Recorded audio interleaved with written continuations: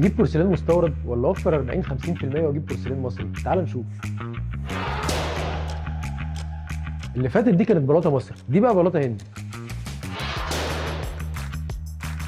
هما الاثنين ما اتكسروش، بس عامه البورسلين المستورد بيبقى امتن شويه من البورسلين المصري. تعالى بقى نقارن ما بينهم. وفي التخانه بقى البورسلين المصري بيبقى 10 مللي والمستورد بيبقى 8 مللي، وده بيديله متانه اكتر. ده بورسلين مصري وده هندي، والاثنين امتصاصهم للميه قليل جدا ومش بيشربوا الميه. وفي المصنع كمان بيختبروا البورسلين باحبار، وده شكله بعد الاختبار. تعالى بقى نجرب نجرحه كده بالمفتاح.